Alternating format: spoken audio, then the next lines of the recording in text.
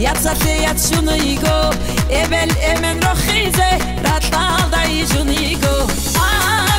Aminka Aydi miri lani